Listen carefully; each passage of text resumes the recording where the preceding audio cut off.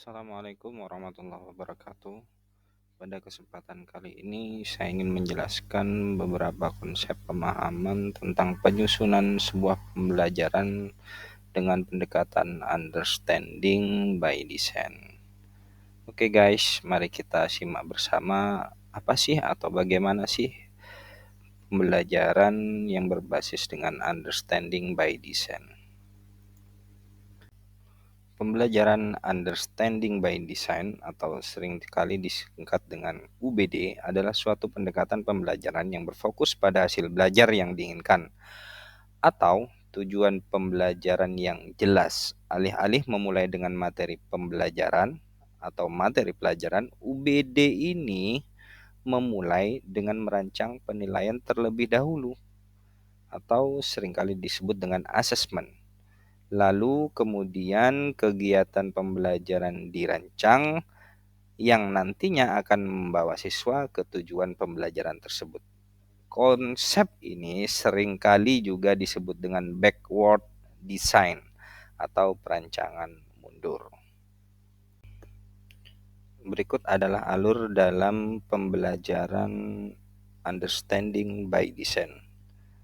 Seperti halnya sebuah pembelajaran, seyogyanya sebuah pembelajaran itu memiliki tujuan. Untuk merumuskan tujuan, kita harus melihat dulu capaian pembelajaran yang harus dicapai oleh siswa dalam kurikulum Merdeka ini dengan pertimbangan fase dan juga tingkat kognitif siswa. Kemudian alur dalam UBD yang kedua adalah menentukan atau melihat asesmen pembelajaran. Nah, asesmen pembelajaran di pembelajaran biasa itu biasanya ada di dalam atau ada di akhir pembelajaran. Namun beda halnya dengan UBD ini. Dalam UBD ini seorang pendidik diharapkan memiliki data atau data penilaian, entah dari penilaian data sebelumnya yang berupa penilaian atau asesmen formatif dan sumatif, atau seorang pendidik bisa melakukan asesmen diagnostik. Tujuannya apa? Tujuannya untuk mengetahui karakter siswa di dalam kelas tersebut. Nah, setelah kita atau seorang guru memiliki data karakter peserta didik, barulah kita menginjak ke langkah selanjutnya, yaitu menentukan aktivitas pembelajaran yang cocok untuk dilaksanakan di kelas tersebut. Oke, kita jabarkan satu persatu alur dalam understanding by design. Langkah pertama dari alur pembelajaran understanding by design adalah merumuskan tujuan pembelajaran. Bagaimana cara kita merumuskan sebuah tujuan pembelajaran? Yang pertama, sudah barang tentu kita harus melihat CP-nya. CP di fase tersebut. Nah, ketika kita telah mengetahui apa CP-nya, kemudian kita identifikasi kata kuncinya dan tentukan tingkat kognitif yang harus kita capai pada CP tersebut. Langkah kedua untuk merumuskan tujuan pembelajaran yaitu memformulasikan atau menspesifikkan tujuan pembelajaran tersebut dari CP yang sudah kita miliki tadi. Perlu digarisbawahi dalam memformulasikan TP ini atau tujuan pembelajaran, kita harus menggunakan kata kerja operasional yang spesifik dan juga terukur. Alur kedua dalam pembelajaran understanding by design adalah assessment. Nah, perlu kamu ketahui atau perlu rekan-rekan ketahui bahwasanya komponen assessment itu ada 3, yaitu ada asesmen diagnostik, ada asesmen formatif, dan ada asesmen sumatif. Asesmen diagnostik adalah asesmen untuk mengetahui tingkat kemampuan peserta didik, karakter peserta didik sebelum dilakukan pembelajaran. Asesmen formatif itu adalah asesmen yang melihat perkembangan proses peserta didik selama melakukan kegiatan pembelajaran. Sedangkan asesmen sumatif adalah penilaian atau asesmen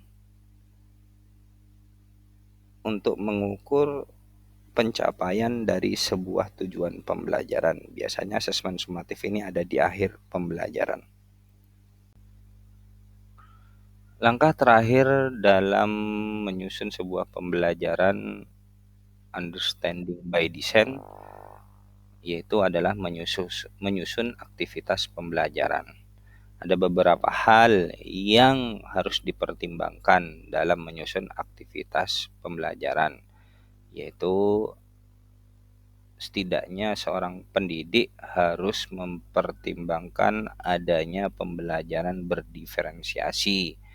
Kemudian setidaknya seorang pendidik juga melakukan pendekatan TRL dan juga mempertimbangkan adanya pendekatan CRT. Nah, kita jabarkan ya di slide selanjutnya, apa sih pembelajaran berdiferensiasi, apa sih pendekatan TRL, dan apa sih pendekatan CRT tersebut.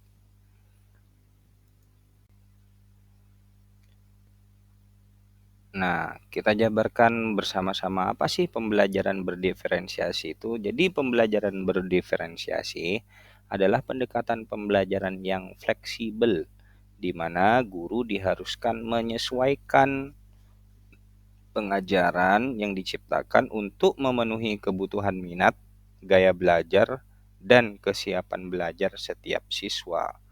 Nah, coba deh kalian baca terlebih dahulu bagaimana sih gaya belajar siswa itu. Nah, perlu rekan-rekan kalian ketahui bahwasanya gaya belajar siswa itu dapat dikategorikan menjadi beberapa jenis. Yang pertama, ada siswa yang lebih memahami dengan gaya belajar visual. Dia lebih cenderung suka memahami informasi melalui gambar, peta, dan presentasi visual lainnya.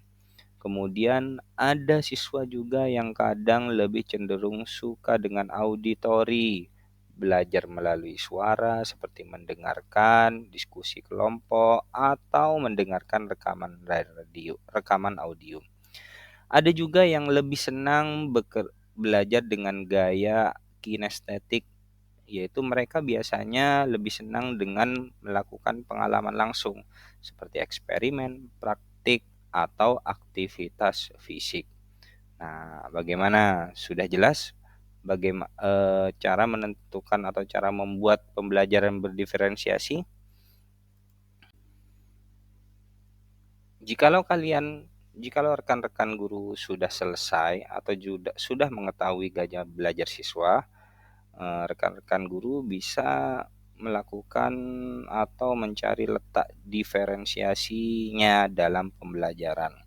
Nah, disinilah peran guru dibutuhkan. Apakah Bapak Ibu guru itu melakukan diferensiasi konten, ataukah diferensiasi produk, ataukah melakukan diferensiasi proses.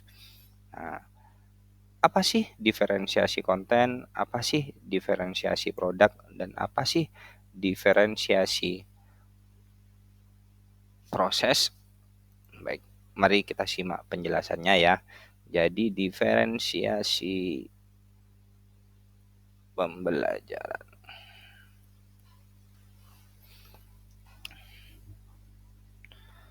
Dalam membuat sebuah pembelajaran, jadi guru itu bisa membuat diferensiasi konten, yaitu materi pembelajarannya disesuaikan dengan tingkat pemahaman siswa.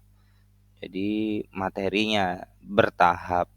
Kemudian untuk diferensiasi proses, biasanya fokusnya adalah cara penyampaian materi dan kegiatan pembelajarannya. Sedangkan untuk diferensiasi produk biasanya berfokus kepada tugas akhir yang diberikan kepada siswa tersebut.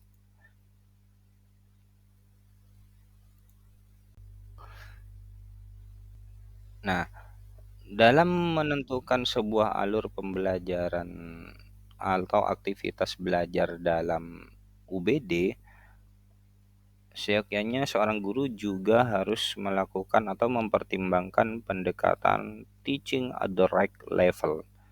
Jadi, guru diharapkan berfokus pada tingkat kemampuan individu siswa, bukan pada tingkat kelas atau usia mereka. Makanya di awal tadi, guru diharapkan untuk memiliki data asesmen, baik asesmen kognitif, sumatif, ataupun asesmen formatif. Di samping itu, seorang guru dalam menerapkan UBD atau Understanding by Design juga diharapkan untuk melakukan pendekatan kultur right teaching.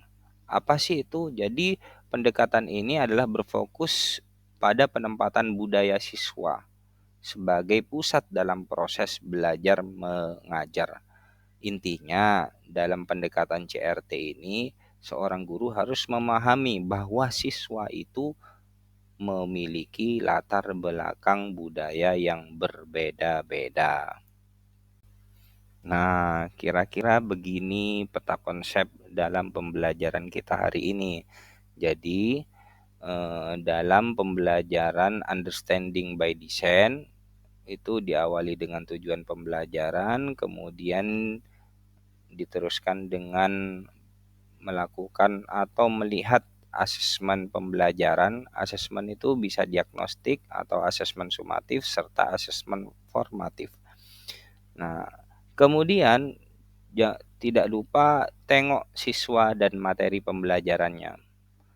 Nah, kalau sudah seperti itu, baru melangkah ke penyusunan aktivitas pembelajarannya. Seperti itu. Terima kasih rekan-rekan pendidik di seluruh Indonesia telah menyimak bagaimana sih pembelajaran Understanding by Design itu dibuat. Nah, semoga artikel ini berharga atau sedikit membantu rekan-rekan semua untuk memahami dari prinsip pembelajaran UBD, Understanding by Learning. Saya Haji Wijat Miko.